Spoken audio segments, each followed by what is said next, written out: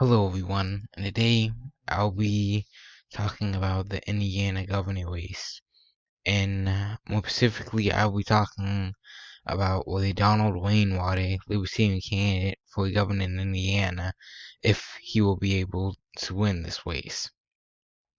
Now, if you haven't heard already, Donald Rainwater is a third party candidate for the Indiana governor race, and he was polling at a good percentage for a third party in a political race.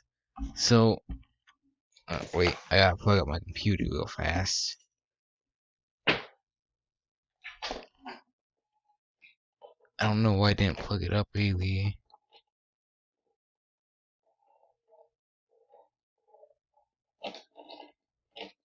Um, so anyways, you can see that with the polling numbers, he's been polling kind of high for a third party candidate.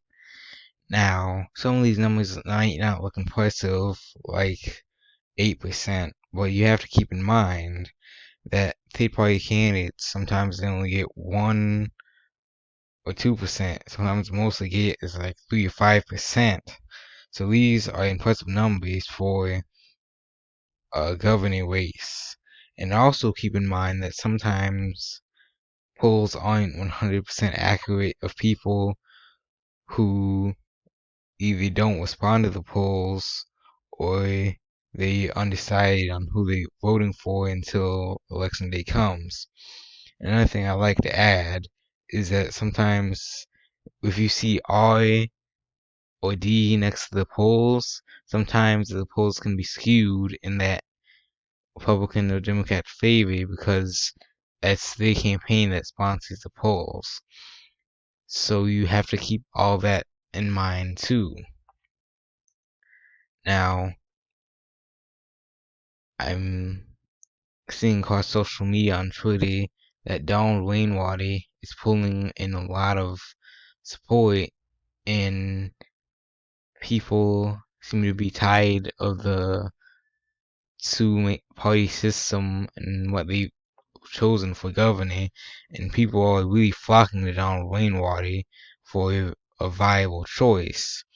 So I'd say Donald Rainwater is getting grassroots support, and even though the two-party candidates might have more money, if Donald Rainwater can get more grassroots support, then all the money in the world isn't going to help them that much if they aren't really able to get people to vote for them. Now, going to Google Trends, you can see I've listed Champs Indiana past 80 days in all categories, but basically going by this chart, you can see that as of now, it's about even with each other, but you can see that for the Democrat candidate, Woody Mize, his stitches are dropping, and Donald Rainwater stitches are going up. Also, you can see Eric Holmcrone's stitches are going up as well. Now, the only thing with this is that I think might not be representative of what people are going to vote, who vote for or not. Some people just search the opponents, and or some people just search the opponents that the candidates running against, not necessarily searching them to vote for them. So you have to keep that in mind as well. However, you can see that Donald Rainwater has a lot of interest behind him because you can see right here, even though it may be shaded blue or red, Donald Rainwater is, these must be the counties of Indiana, but you can see that Donald Rainwater has 60%, 36% people searching for him, and Woody Mize has say 9%, and Nick Holcomb has 25%.